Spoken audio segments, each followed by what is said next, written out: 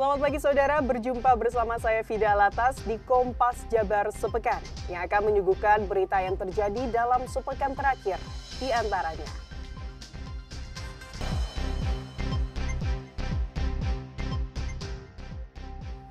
Lima anak di Cianjur keracunan.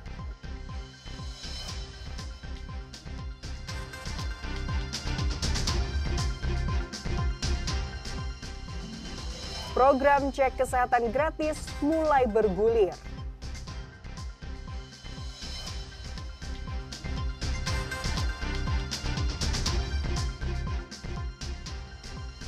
Nikmatnya nasi kebuli sambil bersuah foto.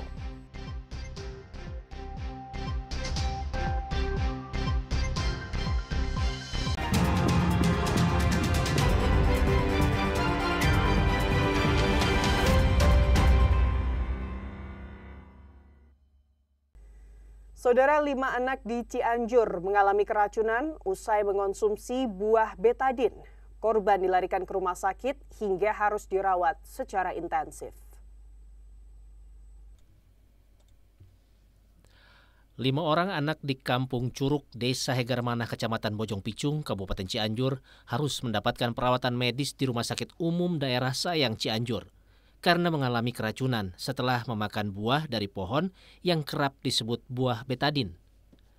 Keracunan berawal saat kelima anak bermain di halaman rumah warga dan terdapat pohon yang biasa digunakan untuk menyembuhkan luka atau yang biasa disebut pohon betadin karena cairannya berwarna merah. Mereka mengambil dan langsung mengkonsumsi buah betadin. Selang beberapa jam kemudian, kelima orang korban mulai mengeluhkan sakit pada bagian perut serta mual dan muntah. Pasak-pasakan mengambil dari pohon, terus anyang-anyangan. Pas dimainin dicoba, akhirnya manis terus dimakan. Dimakan berapa biji katanya? Gak berhitung, katanya ditanya berapa biji gak terhitung. Emang tanaman apa sih Bu itu, Bu?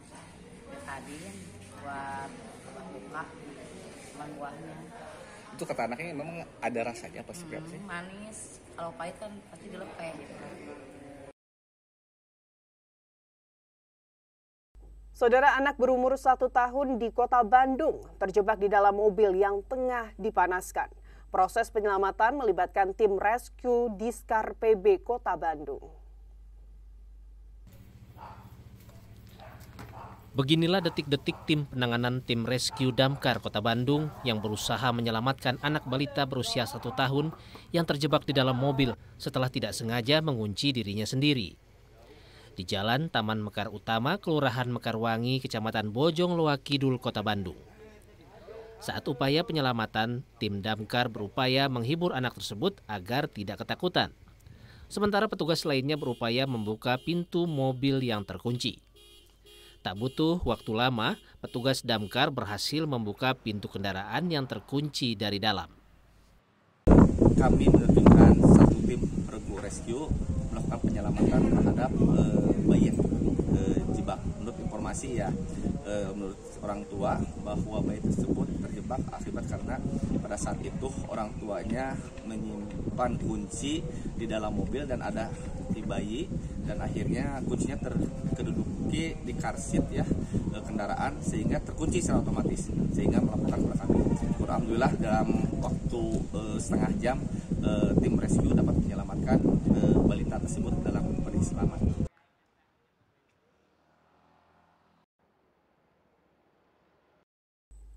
Kita ke informasi lain, saudara. Di balik kemegahan Masjid Raya Al-Jabar Kota Bandung, tersimpan fakta yang baru terungkap. Pembangunan masjid masih menyisakan hutang yang belum terbayarkan kepada pemerintah pusat.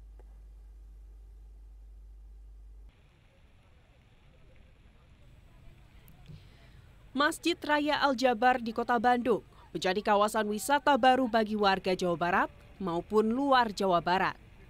Namun, sumber anggaran pembangunan Masjid Raya Al-Jabar kini tengah jadi sorotan publik.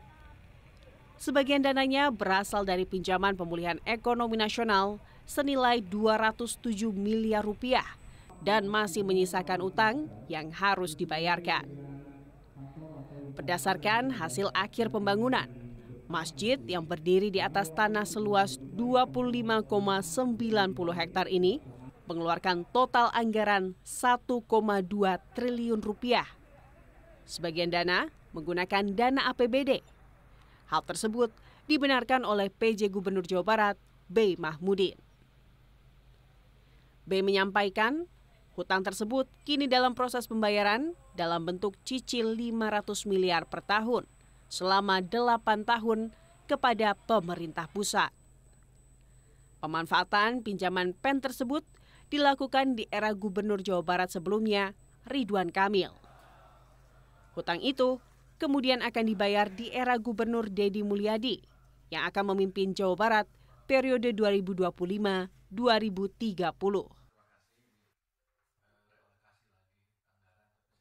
Intinya sih kami Pemprov Jawa Barat mendukung agar pembuatan APBD ini lebih kepada kesejahteraan rakyat yang berdampak langsung pada masyarakat. Itu aja. Kalau itu totalnya berapa sih yang dipakai dari dana PEN itu? Kan 3,4 triliun total untuk Aljabar itu kan dari PEN itu 207 miliar. Ya.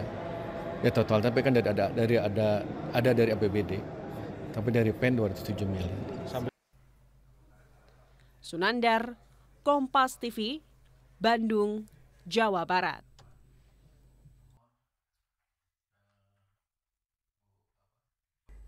Saudara, cek kesehatan gratis di Bandung dimulai. Informasi selengkapnya kami hadirkan usai jeda. Tetaplah di Kompas Jabar.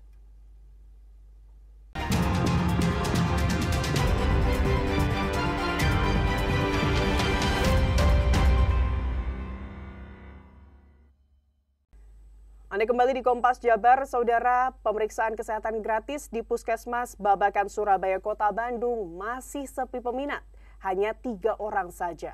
Namun program pemeriksaan kesehatan gratis ini diapresiasi warga dan berharap terus berlanjut.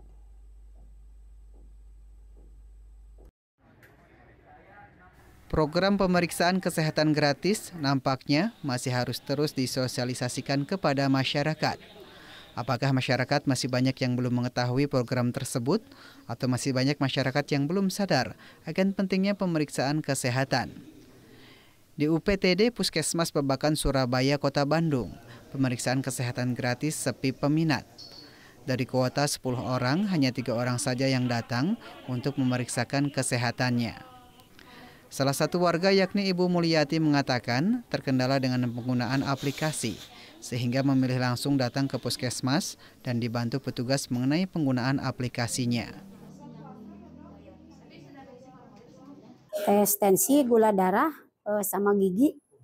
Besok dicek lab. Ya, lab.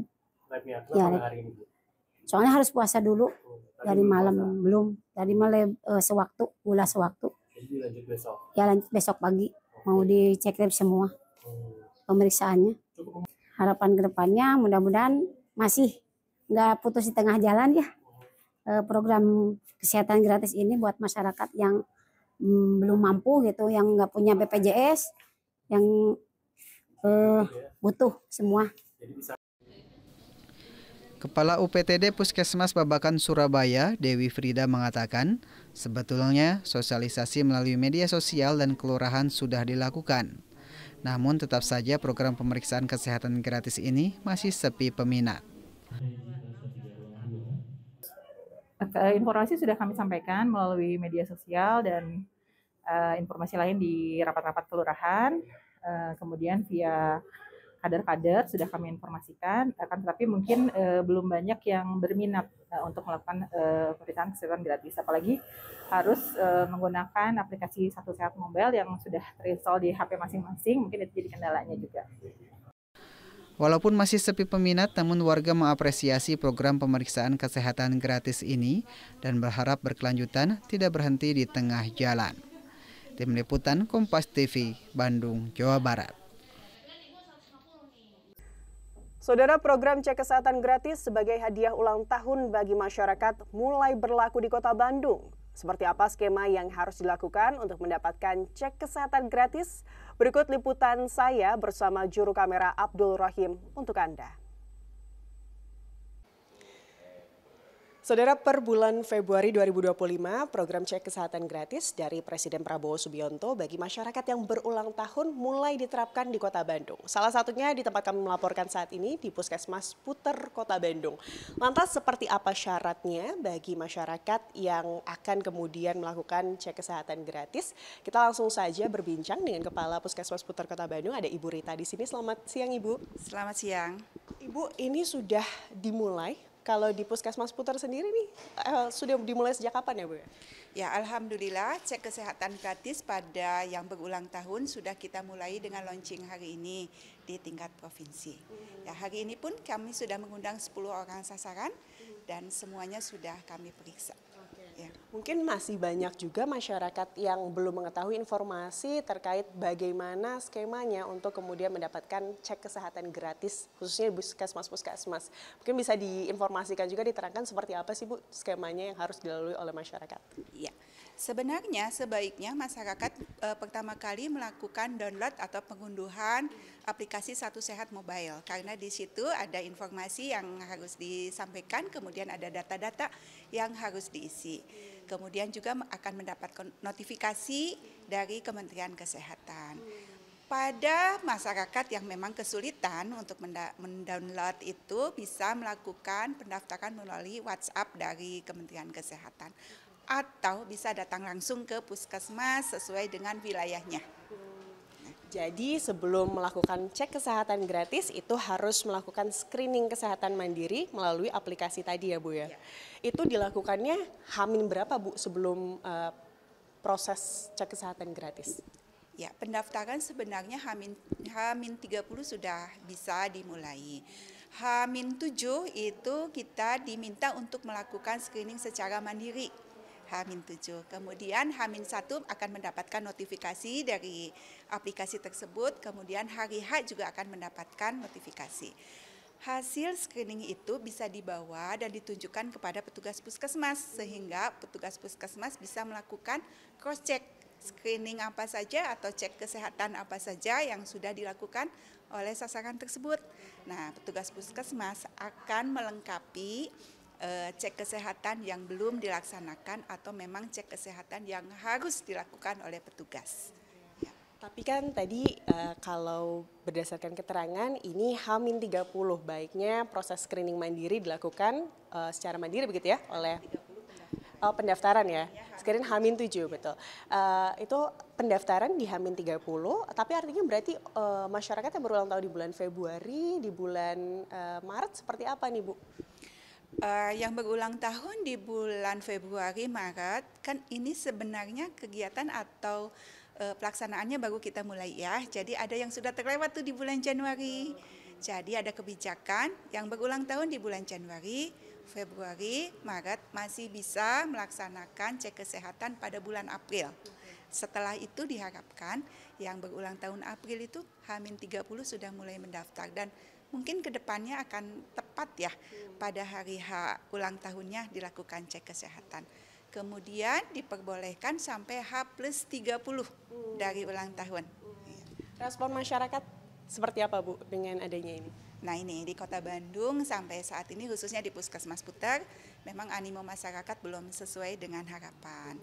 Barangkali ada hal-hal yang di luar kendali kita ya, informasi belum masif ya, seperti itu. Jadi selama ini kita masih melakukan pemanggilan dan ada juga yang sudah mendaftar sih. Kedepannya kita berharap dengan target 20 orang per hari dan di Kota Bandung sementara ini kita melaksanakan kegiatan pada hari Selasa dan Jumat dulu. Ya. Itu tadi aplikasinya adalah Satu Sehat Mobile. Iya. Selalu Bu, lancar-lancar semoga setelah ini ya Bu ya.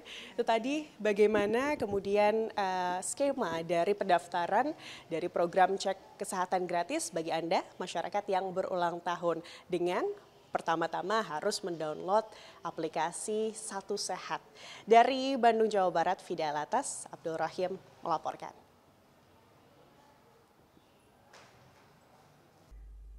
Sementara itu, Saudara, Dinas Kesehatan Kabupaten Garut melalui 67 puskesmas yang tersebar di seluruh kecamatan sudah mulai melaksanakan program pemeriksaan kesehatan gratis. Alhasil, warga pun merasa senang karena bisa memeriksakan kesehatannya dengan cuma-cuma.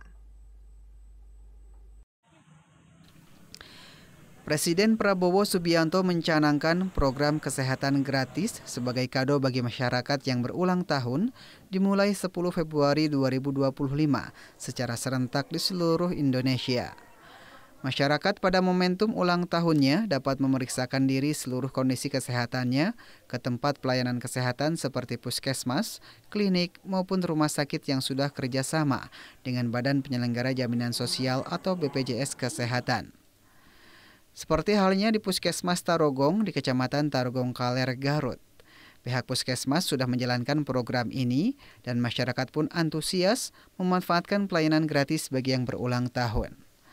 Salah seorang pasien mengaku senang dengan program ini, terlebih dengan persyaratan yang mudah, seluruh kesehatannya dapat diperiksa dengan baik, sehingga dia dapat mengetahui kondisi kesehatannya. Awalnya kemarin dikasih tahu sama kakak saya, program ini gratis dari pemerintah. Terus saya coba daftar di aplikasi Satu Sehat, nanti coba dapat tiket, pas datang ke puskesmas, langsung diarahkan ke bagian lab, gigi, tadi itu pemeriksaan screening lain lah. Sementara itu, Kepala Dinas Kesehatan Kabupaten Garut mengatakan seluruh puskesmas sudah siap melaksanakan program pemerintah tersebut. Dan apabila masyarakat ingin mengakses layanan pemeriksaan kesehatan gratis ini, cukup dengan mengunduh aplikasi Satu Sehat Mobile di HP yang selanjutnya akan diarahkan untuk pendaftaran dengan memasukkan identitas diri. Puskesmas juga sudah melaksanakan. Ya. Cuman memang ini Satu Sehat Mobile-nya masih dalam penyempurnaan ya, tapi sebetulnya sudah bisa digunakan.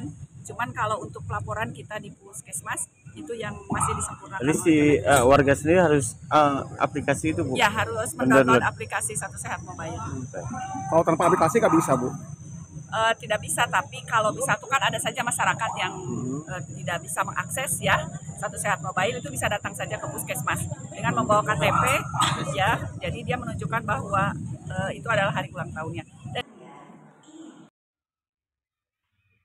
Akan tetapi bila ada masyarakat yang belum memiliki aplikasi, cukup dengan membawa KTP sebagai bukti hari ulang tahunnya, maka akan dilayani oleh petugas. Ridwan Mustafa, Kompas TV, Garut, Jawa Barat.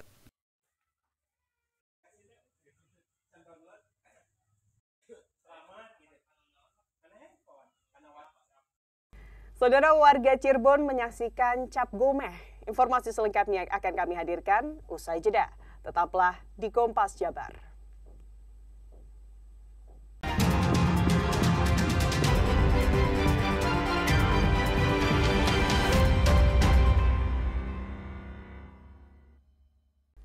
Anda kembali di Kompas Jabar sepekan, saudara. Jika Anda pecinta kuliner Timur Tengah, maka cobalah kebuli kambing muda bakar yang satu ini.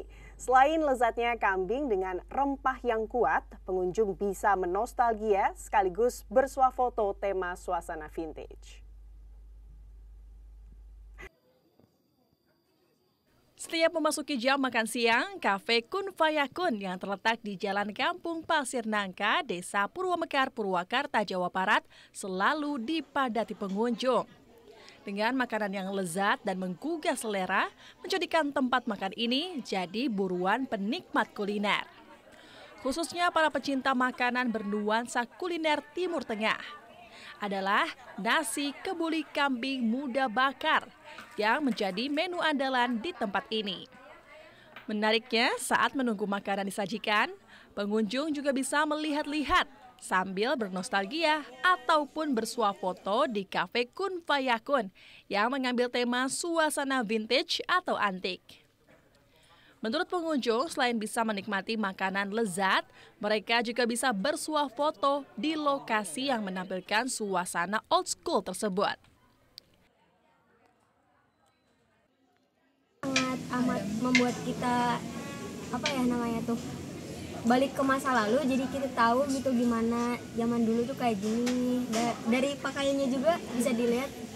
Karena kita kan Gen Z ya, jadi kayak nggak terlalu tahu banget gennya milenial tuh kayak gimana. Jadi kayak kita datang aja ke sini. Sementara untuk menu favorit nasi kebuli kambing muda bakar bisa dijadikan dalam 2 pilihan, yakni porsi piring atau dengan nampan. Soal rasa, pengelola berani menjamin jika rasa rempah dan kambingnya sangat terasa dan nikmat. Jadi saya tuh berpikir saya pengen bikin konsep yang berbeda nih untuk mereka yang datang ke sini bisa bernostalgia gitu. Kalau barang antiknya sendiri didapat dari mana, Pak? Kebetulan mungkin hampir 50% atau lebih ya itu milik pribadi, koleksi dari keluarga lah, beberapa koleksi dari keluarga, selebihnya kita hunting. Paling tua yang mana, Pak? Kalau paling tua kita ada gramafon. Dia produk tahun sekitar 1928. Selain makanan khas Timur Tengah, makanan khas Nusantara pun tersaji di tempat ini. Sehingga yang kurang suka bisa menyantap nasi biasa dengan menu tambahan sate marangi, berbagai jenis sop kambing, ayam, hingga ikan. Henry Irawan, Kompas TV, Purwakarta, Jawa Barat. Sementara itu, saudara, ribuan warga tumpah ruah di kawasan pertokoan Jalan Pekiringan, Kota Cirebon. Mereka menikmati momen Cap Gomeh tahun 2567 Kongzili.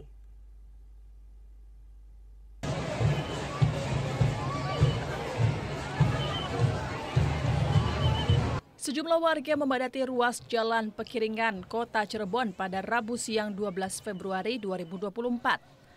Warga ramai di sisi kanan kiri jalan untuk menyaksikan momen iring-iringan Cap Gomeh.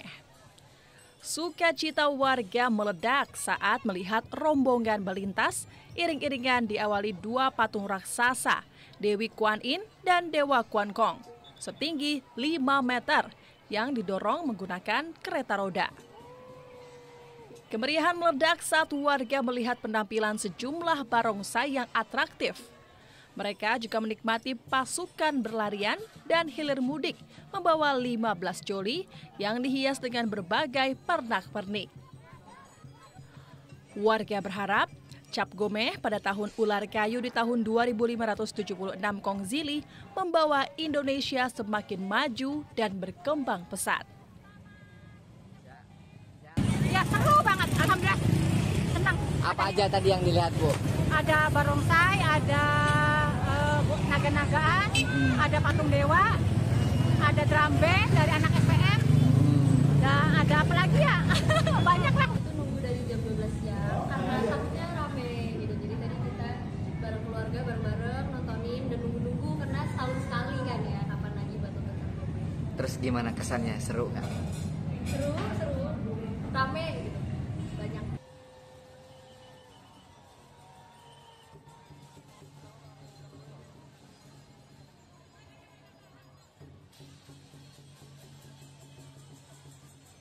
Saudara, dengan berakhirnya informasi tadi sekaligus mengakhiri Kompas Jabar Sepekan episode hari ini.